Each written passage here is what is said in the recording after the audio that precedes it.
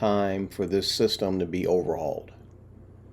For me personally, I think it's 30 plus years in the making.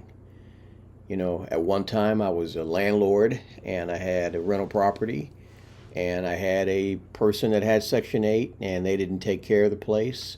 I truly believe when you don't have skin in the game, meaning the government's paying your rent, you don't have the same amount of respect when you have to come out of your own pocket and take care of a property. So for me, I am glad that they're overhauling this entire system. There's so many people that abuse it, so many people that shouldn't be on it that are able-bodied people. What are your thoughts? Musk has proposed making significant cuts to the Section 8 program. Now, this will affect about 3.5 million low-income families and landlords and property owners who depend on those payments from Section 8. They are also talking about reducing the Section 8 staff by 50%, resulting in delayed payments, delays in inspection, and all things Section 8. Now, here's my personal opinion. Of course, I can sympathize and empathize for people who depend on those programs. Having family members and people within the community, I know how this news may feel scary to them. But the truth is, Section 8 was never created or intended for people to stay on for a lifetime. I do believe there should be time limits, maybe 5 years, so it gives you enough time to go back to school, find a trade, get some training where you can secure employment to get housing where you can go in the market and pay those competitive rent prices. Also, it gives an opportunity for the new people, the new group who can benefit from these programs to be ushered in. Also, with those who are disabled or senior citizens, I don't believe those Section 8 programs should be touched for them because there's no way they can go out in this market and afford that market rental prices. So if you are on Section 8, know someone on Section 8, Doge is putting you guys on notice. Get your affairs in order because this program will not look like what you've been accustomed to within the upcoming months. And that's just the truth. In this budget, it empowers states. Listen. I'm going to read it slowly. The budget gives powers to the states by transforming the current federal dysfunctional rental assistance program into a state-based formula grant, which would allow states to design their own rental assistance programs based on their unique needs and preferences. People better start taking Trump seriously. Like, if show me better than you could tell me who was a person, it's him. He's now talking about getting rid of housing. That is literally going to force people that have not paid that amount in whatever their rent costs homeless. That is about to literally force people. The crazy thing about this whole situation, do I think that if the Trump administration goes in and tries to overhaul this, they're going to have to do something with housing. You can't just take 3.5 million people that are on government assistance and just cut them off cold turkey. It's almost like if you're that drug dealer and you're supplying these drug addicts with drugs and all of a sudden you just say, no more drugs. You're going to have chaos. So I'm hoping and I believe that if this is what happens, that Donald Trump, the HUD secretary, they're going to have something in place that's going to make the transition for these people that have Section 8 or welfare benefits, period, a little bit smoother. None of this stuff is going to be easy. All the stuff that he's doing right now with Doge and the tariffs and all the stuff that he's doing, he has a lot of people up in arms because growing pains don't feel good. And this country is long overdue for some growth, some real growth. Into the streets. And everybody keeps saying the same thing. Oh, he's not going to do this, or he can't get away with this, or our Constitution is so strong. Literally, he is getting away with a lot of stuff. I also said, do not order from Shein. He's the president. A month ago, because of what was happening with the packages. That's why you guys gave me that 1 million views, right? What's funny is people are really taking this as a joke. When you cannot determine anymore what will pass or what won't pass. State has different things going on.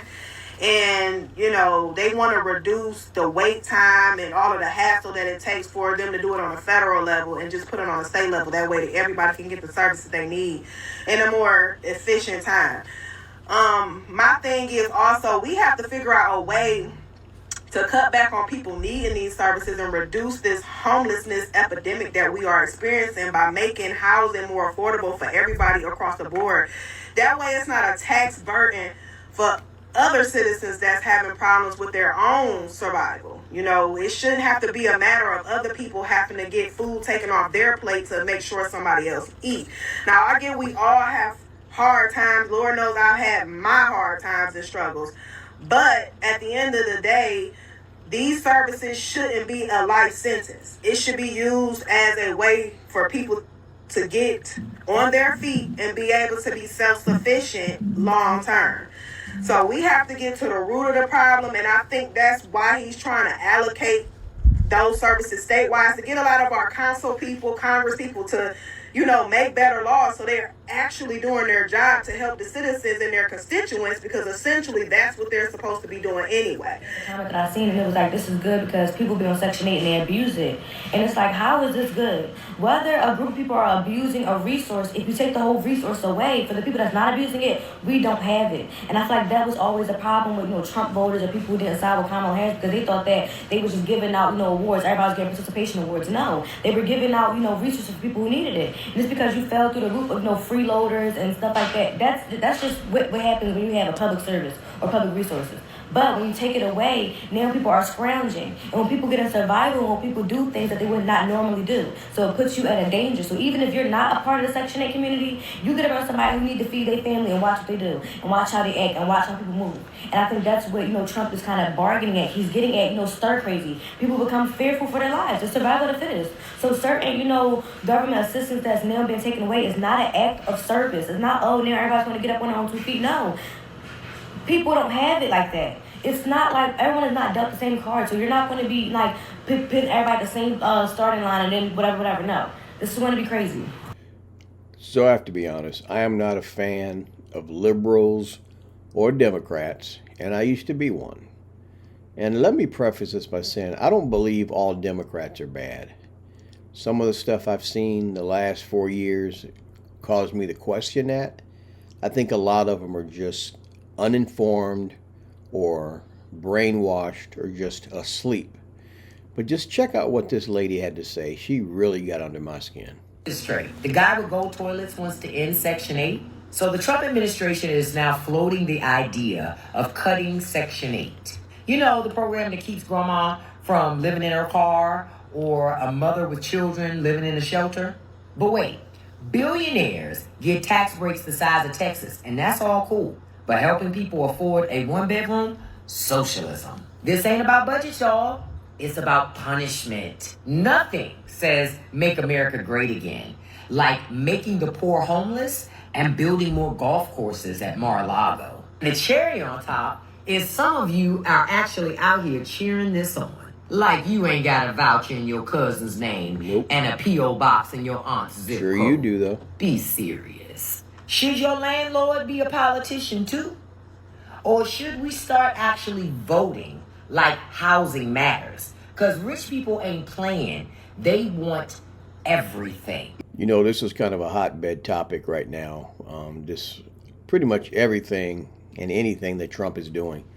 But like I said, I welcome the change. It is about time. There's so much crap that's been going on for years. And it's been the same old status quo. Nothing has changed to try to make this better. So I applaud what he's trying to do. And like I said, this lady right here spewing her crap, talking about people with golden toilets, and you know who she's referring to, and how the billionaire taxpayers. I'm going to ask you a question. Name me one other president. We won't even say Democrat president. Name me one president that did not take his salary while he was in office and actually came out worse off than they were when they got in office. I'll wait.